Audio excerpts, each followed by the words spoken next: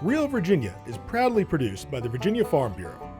For nearly a century, Farm Bureau has been a friend of the farm for all Virginians. Visit our website at vafb.com. Hello everyone, and welcome to Real Virginia, a show about Virginia agriculture and the people who produce the wonderful local products we enjoy, brought to you by the Virginia Farm Bureau. Here's what's coming up on this week's show. Meet agricultural educators who bring passion and purpose to the classroom. Ed Olson shows us how to turn garden resolutions into reality. And we visit farmers who are growing more than food. Home will always be Virginia, between the Blue Ridge and Chesapeake Bay, Atlantic to Appalachia, home in my heart always. Welcome back to Real Virginia, everyone. This week, we're in King and Queen County at Fox Moon Farm, where horses like Romeo and Maverick help in their equine assisted learning program. We'll hear more about care farming later in the episode, but first, join me as we meet two passionate agricultural educators and learn more about the unique challenges they face. Across Virginia, middle and high school students learn experientially through agricultural education. Teachers like Madison Powell at Bell Creek Middle School see that value every day. So a huge part of agricultural education is interpersonal skills, and that is something that we focus on a lot. Students work in groups to help them begin to work on things like conflict management, teamwork skills, and leadership responsibilities. So that is a really great way for them to begin those skills. That way when they get to high school or they start to have their very first jobs, they are prepared for those types of situations. Goochland High School sophomore Madeline Devers agrees. It feels like you just build another family. It's like the people are amazing. You build a lot of new great friends, and it feels like you have another family with you at all times. And it's mostly about the friends and stuff like that can build relationships with you and just make you a better person. Agricultural education exists in rural, suburban, and even urban schools, all built on the same three-circle model Powell teaches her students. The purpose of agricultural education is to encourage students to engage in career success, premier leadership, and personal growth. And part of that three-circle model includes classroom lab instruction, which we do here in the Ag Shop. We have FFA, which is a national student-led organization that promotes those leadership qualities that students will need as they enter the workforce. And then at the 8th grade level, we also begin to introduce supervised agricultural experiences, which at this age mostly looks like interviewing different career experts, speaking to them, maybe even a job shadow, depending on the career field that they're interested in. Powell is in her first year at Bell Creek after graduating from Virginia Tech in the spring. But statewide, new teachers like Powell face growing pressure as Virginia struggles to fully staff its agricultural classrooms. We have 335 ag teachers in Virginia serving 40,000 students. We have 12 open positions that I know of today. When we have those open positions, we're challenged that we may not be able to keep those programs to serve those students.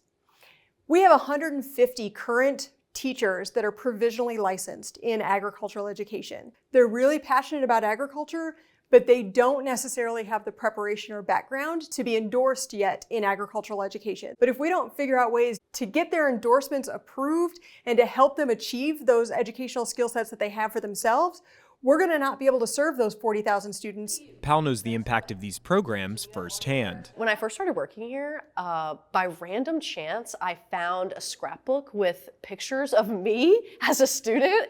The only year worth of pictures is me in my 8th grade year.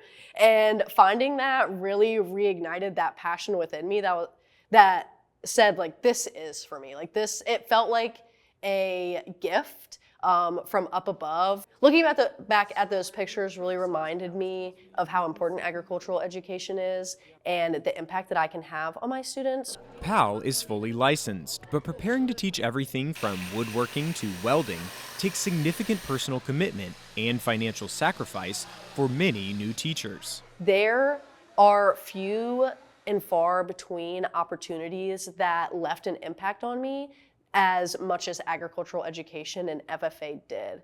The most important people in my life are agricultural educators, my high school teachers, the teacher I had in middle school, and my college professors as well. They really motivated me and pushed me and supported me in ways that I cannot even begin to express. Just west in Goochland County, Daniel Allen has spent more than a decade rebuilding the high school agriculture program from the ground up. When I started this program, we didn't have the facilities, and started with a classroom. That's all I had, and no shop. I had no greenhouse, and about year 2 is when I finally got a greenhouse, and I felt like I'm got something. But I still had a classroom, and so and teaching an ag program, the ag mechanic skills, traditionally we do woodworking projects, welding. We're still not where we should be, but we're getting there. And I've got good support in this county, and it takes time to grow a program like it takes time to grow crops. His students say those hands-on lessons extend well beyond the end of the school day. We have always had poultry like my entire life, turkeys, chickens, quails. And I think it's played like ever since I can remember, I've been taking care of them. So it helps a lot when we go to like certain events and we have to deal with livestock. FFA, I mean, it all ties into it. And those lessons are shaping her view of the future. I have thought about doing a career in agriculture, but to me, like, it's very profitable, it's enjoyable, but I don't know if that's going to be a career, but it's definitely something that will play a factor. If I don't go into a career, I will do it on a personal level, 100%. For Devers, her supervised agricultural experience, or SAE, connects directly with her passion. I've been riding for 11 years now, and it's been in my blood.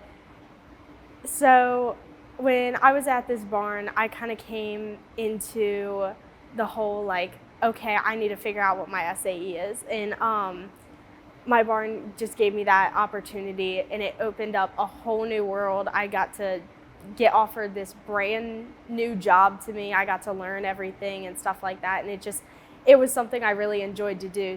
And if it takes a village to raise a child, it certainly takes a community to grow an agricultural education program. Community support is what makes our programs what they are, and without our community, we would not be able to provide the education and the opportunities to our students that we do. So we are just overwhelmingly grateful for any support that we receive. And if I could put a message out to any community members in our area, it's to support your schools and to support your ag education programs, because we need your support and we really appreciate it as well. To learn more about agricultural education or support a program in your community, visit vaffa.org. For Real Virginia, I'm Elijah Griles. 2026 marks the International Year of the Woman Farmer. To celebrate, Real Virginia will spotlight females who are an integral part of Virginia agriculture in each episode. Meet a force in agriculture since day one, Margaret Ann Smith, a 6th-generation cattle producer from Lexington, Virginia.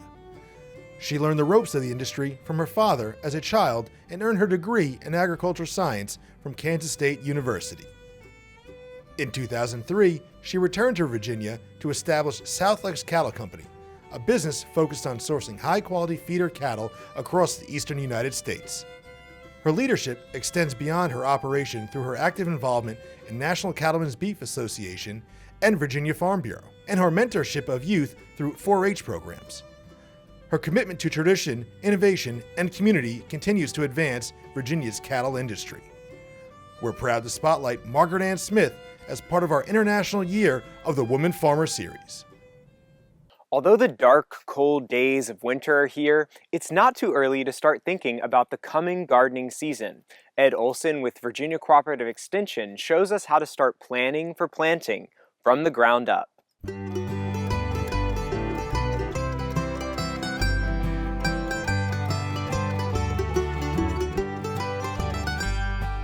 Today we're here at the Hanover Extension Office, and I'm talking with Master Gardener Josh Cosby. And Josh is going to talk to us about an intensive gardening method called square foot gardening. Josh, what can you tell us about square foot gardening? Square foot gardening utilizes every square inch of your garden. Why would you choose square foot gardening instead of traditional gardening like planting in rows? I would choose planting in my squares over rows just because you're able to plant much more in such smaller space. How do you go about constructing your square foot garden? Obviously this is a tabletop model, but how do you go about just constructing one? Yeah, absolutely. I usually use my 2x4s for the top, and I'll make a 4x4 square and then make 16 1x1 squares inside of it. And then I'll take 3 2x10s and stack them and then put my 4x4 square on top of it. So you do your gardening as a raised bed? Absolutely. It just allows me to utilize the little bit of space I have in my garden. Is there a light requirement? Can you grow this method in sun or in shade? Absolutely. It just depends on what you have in your garden. For me, I have full sun, 8 to 12, so I have full range. But if you have a shady area, 4 to 6, you're limited, but it's still able to. Okay. How do we go about figuring about what to plant and how much to plant? Because like I see in this square, you've got 4 plants, and here you've got 12, and over here you've got 16. Yeah, there's usually a good number reference guide that I stick to with numbers of 1, 4, 6, 9, 12, and 16, and that will be depending on your crop family. Okay, well we'll go ahead and put a link on the screen here for folks on an extension publication to help with that. What if I wanted to plant a tomato? Would I be able to plant a tomato in this? Yeah, you would just have to be very considerate of your plant size. So a tomato is very big, so you can only do 1 per square foot. In that case, that's when I use companion planting. Okay. And for tomatoes, I would plant onions because onions are a great pest deterrent. Talking about tomatoes, they are vining tomatoes and non-vining tomatoes. Can we grow vines in a square foot garden? Yeah, absolutely. You just have to be considerate of how many you're planting and where you're planting them. So I plant mine on the very edge of my garden and I put a trellis over top of my garden. Okay, so a trellis on the side or up on the top. Square foot gardening lends itself to easily swap out. Can we, if we planted an early crop, can we plant something in that same spot later? Absolutely. Crop rotation is very key for your square foot gardening, so you don't get soil diseases. Okay. Does square foot gardening lend itself to you planting transplants or seeds, or can you do both? You can do both. You can. It's just very important to realize if you're going to start with your seeds, you start early in your planting season versus transplants. Plant them later in the season. I've also heard that square foot gardening allows you to just really plant what you need. Yeah, it's what you need, and it also plant with a purpose. Remember what you're planting for. Don't just plant something to have your garden looking pretty. Plant something that you and your family are going to eat. And that's something that, speaking of family, that I find very enjoying about square foot gardening is, you can take some of your squares and dedicate them to each family member. If someone has a certain type of vegetable or something. That's a great idea. Another concept in square foot gardening that I think a lot of folks can appreciate is the neatness and tidiness of it. Yeah, absolutely. For being a master gardener myself, I get pretty lazy, but this allows me to stay on top of it and make sure that I'm not just throwing out seeds. Well, great. Thank you so much today for talking to us today, Josh, and talking about square foot gardening. For more information about intensive gardening methods such as square foot gardening, contact your local extension office and talk to a master gardener. For From the Ground Up, I'm Ed Olson. See you next time. Whether you're looking for a savory party snack or a new nut combination, Chef Tammy has an easy recipe for fennel roasted walnuts and almonds in the heart of the home.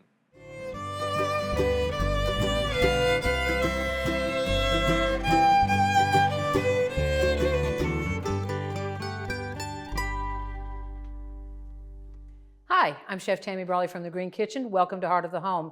Today I'm going to show you guys a great little appetizer. I love putting these out at cocktail parties. They're going to be fennel roasted almonds and walnuts. A lot of people do things with spices and make them sugary and sweet like that. I like this because it's somewhat of a savory recipe. I've got a pan warming up over here on my stove. The first thing I'm going to do is toast some whole fennel seeds. I'm going to put that in.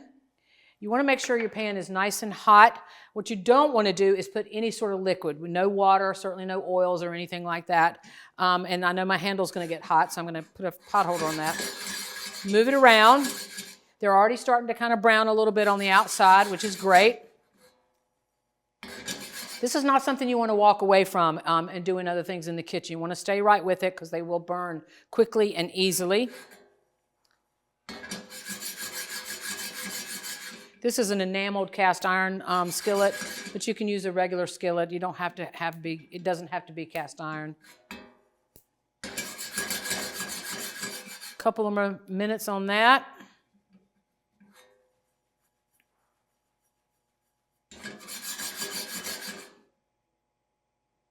Starting to really pick up a nice toasty smell. I love that.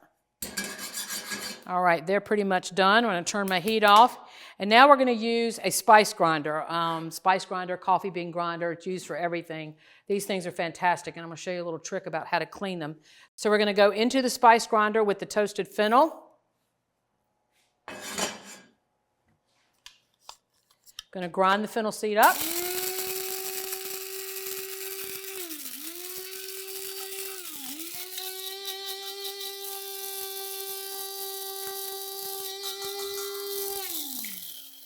Right. Pretty perfect, very powdery, which is what I'm looking for. We're going to put it into a bowl, the toasted fennel. We're going to add a little sugar, little pinches of salt, a little pepper. You can certainly measure if you'd like, but I usually don't. Mix those up.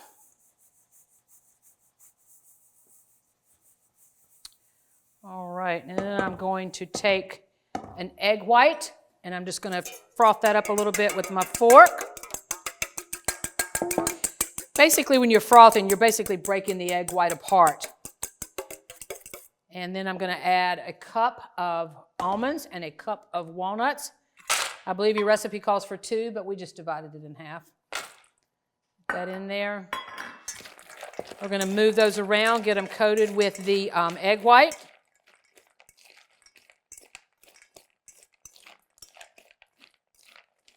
And really, any nut you want to use, it's your choice. I love walnuts. I think they've got a fantastic flavor. I particularly like black walnuts. Those are my favorites. But these would be good equally, I think, with just about any nut. And then we're going to take those spices that we mixed, and we're going to just sprinkle those over there and get those mixed in.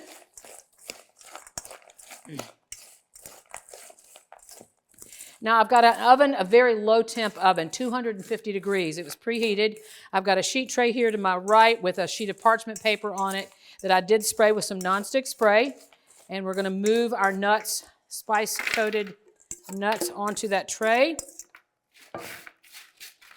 You really don't want large chunks or large bunches of these because you kind of want to spread them out and get a single layer.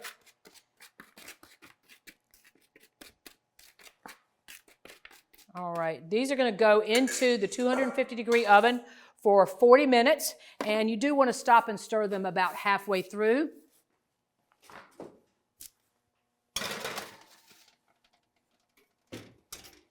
After the finished cooking time, you want to let them cool completely, and by doing that, it's not so much that you don't want to burn your mouth, but it's because as the cooling takes place, the nuts become crispy, and we will check those out in just a few moments. All right, now to my little tips and tricks, which I love to show everybody, is how to clean that spice grinder. I could come back and do my coffee beans tomorrow if I wanted fennel roasted coffee, but I don't. So I've got some plain dried rice here. I'm going to throw that into the spice grinder and I'm going to grind the rice. That's going to clean the blades and clean the inside.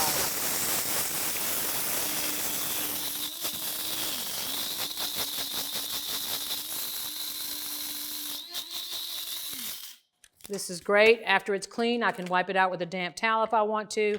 I can throw away the powdered rice, and I've got a clean grinder for the next time I want to use it. So after the nuts have come out of the oven after a 40-minute roasting time and you've stirred them halfway through, you really do want to let them cool. That's very important. But we do happen to have some finished product for that. The longer they cool, the crispier they become, and there you have it. Fennel roasted almonds and walnuts. I'm Chef Tammy Brawley from the Green Kitchen. Join us next time on Heart of the Home.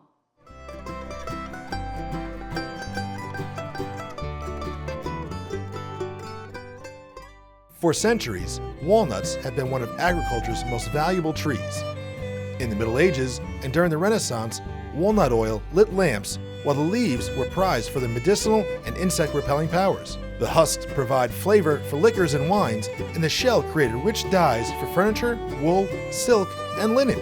Black walnuts are native to Virginia and thrive in deep, well-drained soils. They take patience, 7 to 10 years to produce and even longer to reach full yield. But once mature, these long-living trees can reward growers with hundreds of pounds of nuts for decades. Farms across Virginia are growing more than just food. They're raising confidence, hope, and community for individuals with emotional, social, and developmental needs. Join us as we meet some of the farmers leading the care farming movement. Across the country, a quiet but powerful movement is growing, one that is rooted in soil, animals, and human connection. It's called care farming. Care farms are working farms that use agriculture to support healing, skill building, inclusion, and independence for people with disabilities. Today, we're visiting 2 very different farms in the care farming network in Virginia, connected by a shared belief that nature doesn't just grow crops, it grows people. Our first stop takes us to Fox Moon Farm in St. Stephen's Church. We believe in the healing power of nature and animals, and we live on a beautiful 60-acre farm, and we believe that working with animals and nature heals those who struggle, and that's our mission. Animals have an energy to them, and it's just like nature, that is very calming and very peaceful. And in the world in which we live today, which is so chaotic and moving at lightning speed, there is nothing like the tranquility of a farm, of the quiet of a farm, and just listening to the snickering of a horse or the hooves of a horse in the grass. Coming to the farm and doing very simple tasks not only builds self-confidence and helps reduce anxiety, it helps to regulate their emotions, it helps to reduce depression, and of course, and it builds joy and happiness. So we've got 3 programs as a part of our nonprofit. One program is called Healing with Horses, where we work specifically with horses along with other activities on the farm. We've got a big community garden where our clients work specifically to harvest and grow and help us distribute food for families in need in our community. And we also have field trips and gathering spaces on the farm to workshops and such, where we do healing workshops, yoga and art and writing workshops and such. Care farming and the work that we do has just changed my life, because what this work does is it soothes my soul. It gives me purpose. I love the work that I do. Care farming is all about spreading love and kindness. And in this day and age especially, there is nothing more important than spreading love and kindness. Care farms don't all look the same. Some focus on animals, others on crops, but they all share the same foundation: real work, real purpose, and real belonging. That brings us west to Bedford County. At Little Otter Flower Farm, care farming took root from one family's question: what does a fulfilling future look like for our child? So we started the farm for Max, who has autism, because the unemployment rate among people with autism is about 85%. And so the farm gives Max an opportunity to have a vocation, make a living, and be part of the community. Even if students go to college, the unemployment rate is still very high. And so my husband and I were saying, what are we going to do? You know, how is Max going to have a rewarding and fulfilling life? And in the process, how can we help others with autism learn job skills and get employment around the community? Care farming relates to our mission of the farm, which involves both growing flowers and helping people with autism find employment. And it allows opportunities to share what I do on the farm, like delivering random acts of kindness and working with interns and teaching interns what they have to do on the farm, similar to what I do. Working on this farm has made me more responsible and independent and knowing what to do. Care farming is farming for another purpose. So we don't just grow flowers. We grow people by having other people grow flowers. That's the heart of care farming. Agriculture as a bridge between ability and opportunity, between isolation and inclusion. And we grow community by having folks with autism go out into the community and sell and deliver flowers. So it's more than just the flowers.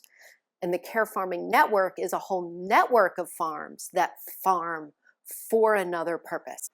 The Care Farming Network gives our family an opportunity to expand the reach of what we do, to again, show others, not just in Virginia, but across the country and around the world, what people with autism are capable of doing, and to show the community how beneficial farming can be for both individuals and the community. The Little Otter Flower Farm is a care farm from the beginning. We farm for a therapeutic purpose. We are about a lot more than just flowers. We are about using the process of growing, arranging, and selling flowers to help young adults with autism develop job skills and get employment in the community, and showing the community what people with autism are capable of doing. Care farms need your support. There are lots of places to buy flowers and vegetables and meat, and they're all great. But when you buy your flowers and vegetables and meat at a care farm, you're doing more than just buying flowers, vegetables, and meat. You are providing really meaningful and important opportunities for people who need the support to develop their skills and lead more independent lives. Both Fox Moon Farm and Little Otter Flower Farm are part of the Care Farming Network, a growing community of farms across the country that believe food, flowers, and farming can do more. More for individuals, more for families, and more for communities. Look in your local community to see if there are care farms that you can support by buying their products or by donating things that they might need. Again, people in Bedford will donate jugs for us. They'll donate cardboard. They'll donate glassware. And we are immensely grateful. And it's part of building that community of support. Care farming grows where communities show up. By sourcing from care farms, by visiting farmers markets, by donating, volunteering, or simply spreading the word, you become part of the movement. Because when farms grow people, we all grow together. For Real Virginia, I'm Morgan Rakovich. We're so glad you could join us to celebrate all the bounty Virginia has to offer. From the kitchen to your home and garden to our beautiful wide open spaces, we're proud to say that this is Real Virginia. For everyone from the Virginia Farm Bureau, thanks for watching. Make it a great week.